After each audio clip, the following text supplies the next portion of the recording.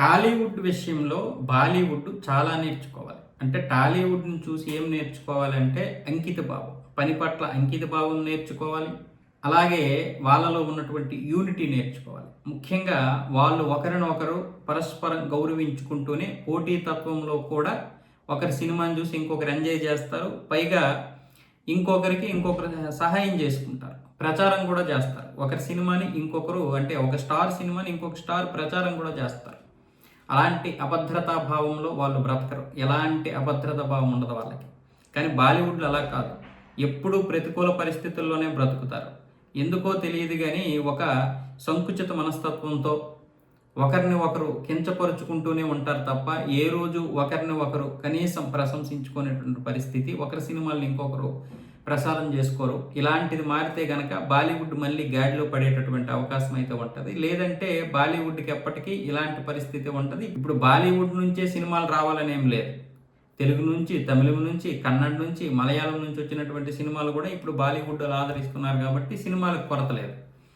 పైగా ఇప్పుడు ఓటీటీలు వచ్చేసాయి కాబట్టి ప్రజలకి సినిమాలు దూరం అనే ఇది లేదు. పైగా మన తెలుగు నుంచి వెళ్తున్నటువంటి సినిమాలు ఇప్పుడు పాన్ ఇండియా లెవెల్లో వెళ్తున్నాయి కాబట్టి అలాగే మన వాళ్ళు కూడా నిర్మిస్తున్నటువంటి ఇంచుమించు సగానికి సగం సినిమాలు పాన్ ఇండియాలోనే నిర్మిస్తున్నారు కాబట్టి ఇక ప్రజలకి అంటే హిందీ ప్రజలకు కూడా సినిమాలు రావు లేవు అనే భయం లేదు.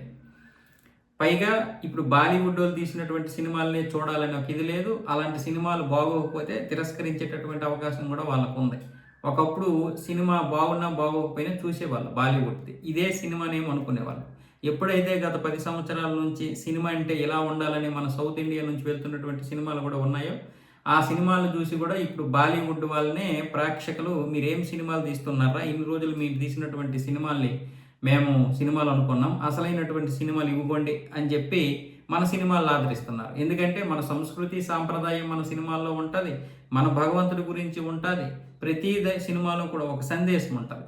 అదే బాలీవుడ్ సినిమాలో సందేశం ఉందో లేదో పక్కన పెడితే ఎప్పుడూ ఆ పాశ్చాత్య సంస్కృతితోనే ఉంటారు. కనీసం చీరకట్టు ఉండదు, బొట్టు ఉండదు, ఏమీ ఉండదు. ఇన్ని రోజులు చేసినటువంటి దాన్ని ఇదే సినిమా అనుకున్నాం మేము. కానీ అసలైనటువంటి సినిమా కథ ఉంటే చాలు, నిండుగా బొట్టు కట్టు అంతా ఉన్నా చాలు హిట్ అవుద్ది అని చెప్పి మన సినిమాలు నిరూపించాయి. ఇప్పుడు వాళ్ళు యూట్యూబ్లోను ఓటీటీలోను తెగ చూసేస్తున్నారు మన సినిమాలు.